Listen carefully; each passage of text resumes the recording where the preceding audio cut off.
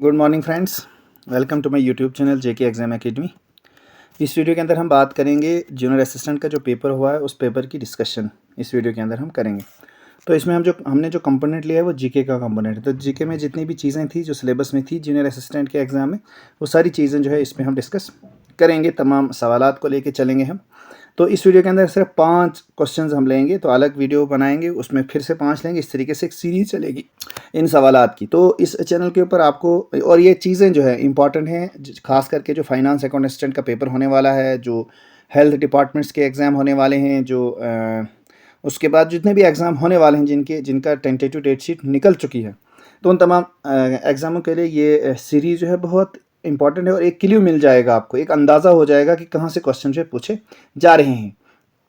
तो यहाँ पे पहला क्वेश्चन जो 41वां क्वेश्चन है, यहाँ पे बताया गया है कि आपने सिटीज़ दी हुई हैं और उसके रेस्पेक्टिव कंट्रीज़ का नाम आपने बताया। इसमें से आपने लिखित में से जो चीज़ें हैं दी हुई हैं, इनमें से आपने बताना है कौन सा जो पेयर है वो बिल्कुल सही है। ठीक है, तो यहाँ पे मैरेकाबो दिया है, यूक्रेन की बताया है, उसके बाद तब्रेज़ जो है वेनेजुएला की बताया है, न्यूक जो है ग्रीनलैंड की, और डोनेट जो है ईरान की बताया है। तो आपने बताना इसमें से कौन सा जो पेयर है वो बिल्कुल सही है। Only 1 pair, only 2 pair, only 3 pair, या ऑल ऑफ द एबव। तो इसकी जब हम डिस्कशन इस सवाल की करते हैं तो यहाँ पे आ जाते हैं डिस्कशन के लिए। यहाँ पे देख सकते हैं आप, तो ये क्वेश्चन ही दिया है इस तरीके से, और यहाँ पे सिर्फ और एक पेयर जो है इसका करेक्ट है, और वो कौन सा पेयर है यहाँ पे आप देखिए, ओनली 1 पेयर जो करेक्ट है। मैरेकाबो जो है वेनेजुएला की है, वेनेजुएला में वहाँ पे दिया है यूक्रेन की मैरेकाबो, तो ये गलत है। लेकिन है असल इसका वेनेजुएला जो है, ये सिटी है वेनेजुएला की मैरेकाबो, और तब्रेज़ जो है वो ईरान की कैपिटल, ये क्या कहते हैं, सिटी है। और नूक जो है ग्रीनलैंड की, ये सही बताया ऑप्शन में। उसके बाद डोनेट जो है वो यूक्रेन की ये सिटी है। तो इसमें सिर्फ जो थर्ड पेयर है वो करेक्ट माना जाएगा। ठीक है, तो इस तरीके से आप देख सकते हैं। देखो यहाँ पे हम डिस्कशन उन सवालात की भी करेंगे जो इनकरेक्ट हैं, और वो क्यों इनकरेक्ट है वो भी हम यहाँ पे बताएंगे आपको। इसके साथ में आपने दूसरी भी चीज़ें याद रखनी है। वर्ल्ड ज्योग्राफी में से ये क्वेश्चंस लिया हुआ है, और प्राइमरी करंट अफेयर में से नहीं है ये। ठीक है, ये चीज़ें यहाँ पे दी हुई हैं, और जो इम्पोर्टेंट है ज्योग्राफिकल रेलिवेंस है, मतलब ज्योग्राफी से लिया हुआ ये क्वेश्चंस हैं। इसके साथ साथ आपने सिर्फ इन्हीं चीज़ों को याद नहीं रखना है, बाकी चीज़ों को भी यहाँ पे देखना है। मैरेकाबो जो है वेनेजुएला की है, कारासिस वेनेजुएला की है, बगोट कोलंबिया की है, क्वाइटो जो है इक्वाडोर की है, लीमा होता है लीमा पेरू की। तो इसके साथ भी ये भी चीज़ें आपने याद रखनी है। ठीक है, सिर्फ उन्हीं चीज़ों को आपने याद नहीं रखना, बल्कि ये चीज़ें भी साथ साथ में आपने लेके इनको चलना है, जो इसके साथ दी हुई चीज़ें हैं।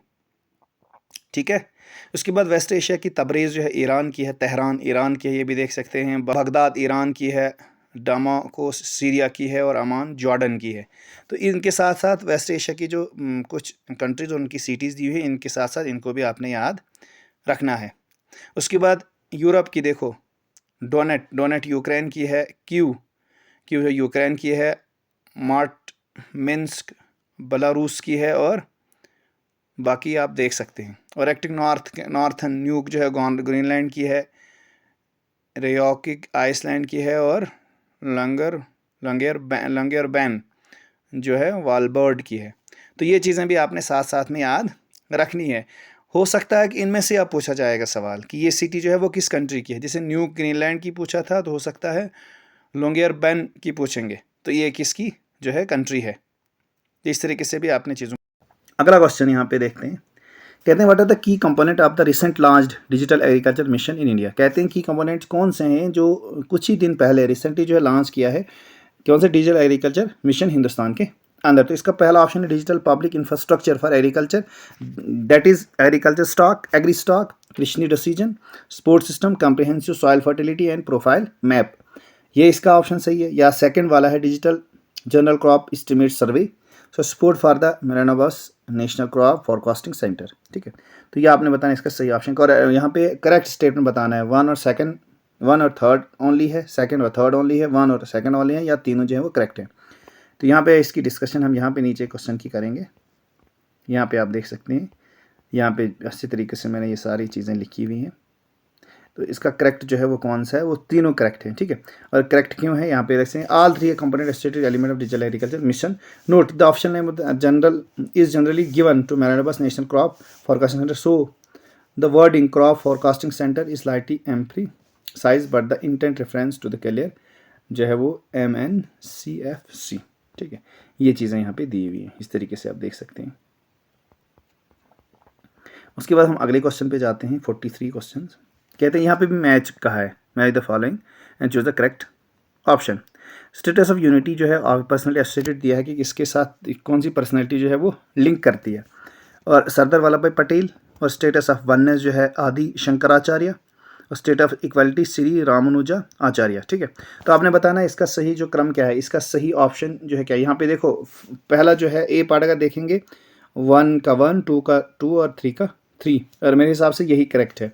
और नीचे आप ऑप्शन देख सकते हैं, लेकिन हम यहाँ पे डिस्कशन पे जाएंगे क्योंकि ज़्यादा टाइम आपका ऐसे कंज्यूम हो जाता है, इसलिए हम सीधे ऑप्शन पे जाके इसको हम देखेंगे कौन सा करेक्ट है। देखो स्टेटस ऑफ यूनिटी जो है यहाँ पे आप देख सकते हैं सरदार वल्लभ भाई पटेल स्टेटस वन है जो आदि शंकराचार्य, और स्टेट ऑफ इक्वालिटी श्री जो, और इसका जो पहला ऑप्शन बिल्कुल करेक्ट है। देखो यहाँ पे आप देख सकते हैं स्टेटस ऑफ यूनिटी जो है सरदार वल्लभ भाई पटेल, ये इसके साथ ही रिलेट करते हैं। स्टेट ऑफ वननेस जो है आदि शंकराचार्य, और स्टेटस ऑफ इक्वालिटी जो है वो श्री रामानुजा आचार्य। ठीक है, तो ये इसमें जो है ये वाला सही पहला ऑप्शन बिल्कुल सही ऑप्शन है। ठीक है, तो अगले क्वेश्चन की तौर पर बढ़ते हैं हम।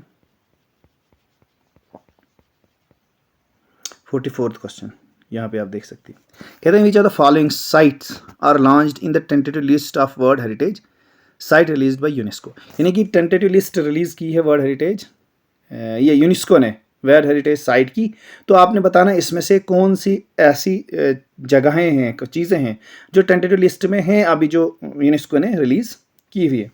देखो कंचनजंगा नेशनल पार्क, उसके बाद natural heritage of Varkala, Naga hills ophiolite, उसके बाद natural heritage of Tirumala hill, Meghalayan age caves, rock shelter of Bhimbetka. देखो इसमें दो चीज़ें आपको मुझे लगता है दिख रही होंगी, कंचनजंगा नेशनल पार्क और रॉक शेल्टर ऑफ भिम्बेटका। देखो ये चीज़ें ऑलरेडी वर्ल्ड हेरिटेज साइट्स में हैं, ये टेंटेटिव लिस्ट में नहीं है बल्कि ये ऑलरेडी वर्ल्ड हेरिटेज साइट्स में आ चुकी हैं कुछ साल पहले। लेकिन ये बाकी जो हैं ये टेंटेटिव लिस्ट में हैं, इसका मतलब इसका थर्ड, फोर्थ और फिफ्थ, और सेकंड, थर्ड, फोर्थ और फिफ्थ, जिसमें ऑप्शन में होगा सेकंड, थर्ड, फोर्थ और फिफ्थ, और इसी वाला इसका जो है वो करेक्ट ऑप्शन माना जाएगा। देखो यहाँ पे भी अब डिस्कशन में हम देखते हैं कि क्या चीज़ें यहाँ पे दी हुई है। देखो मैच द फॉलोइंग ये हमने कर दिया अभी, तो यहाँ पे हम देखेंगे ना ये जो यूनेस्को वर्ल्ड हेरिटेज जो साइट्स हैं जो द फॉलोइंग साइट इंक्लूडिंग, देखो यहाँ पे कंचनजंगा नेशनल पार्क, ये ऑप्शन हमने पढ़े अभी। तो यहाँ पे आप देख सकते हैं इसका जो ये वाला ऑप्शन जो बिल्कुल करेक्ट है, सेकंड, थर्ड, फोर्थ और फिफ्थ, ये टेंटेटिव लिस्ट में है। देखो यहाँ पे दिया है Kanchenjunga national park already in world heritage site जो मैंने आपको पहले बताया। वर्कला जो है टेंटेटिव लिस्ट में है, नागा हिल जो है वो टेंटेटिव लिस्ट में है, उसके बाद तिरुमला हिल जो वो टेंटेटिव, मेघालयन एज के ये भी टेंटेटिव लिस्ट में, और भिम्बेटका जो ऑलरेडी वर्ल्ड हेरिटेज साइट जो मैंने आपको पहले बताया। ठीक है, तो भिम्बेटका जो है वो वर्ल्ड हेरिटेज साइट में ऑलरेडी है, और जो कंचनजंगा जो नेशनल पार्क है ये भी वर्ल्ड हेरिटेज साइट्स में, और ये जो बाकी हैं ये टेंटेटिव लिस्ट में है, और यही चीज़ पूछी गई है क्वेश्चन में ऊपर। तो ये आप देख सकते हैं इस तरीके से क्वेश्चन में पूछा गया है। अब हम इस वीडियो का आखिरी क्वेश्चन लेते हैं, 45th। ठीक है, 45 क्वेश्चन लेते हैं। कहते हैं इस the following statement about the tribal freedom fighter. Tribal freedom fighter के बारे में यहाँ पे क्वेश्चन दिया हुआ है। कहते हैं Tilka Manjhi mobilise the Pahariya tribe to which he belongs and raided the company treasury.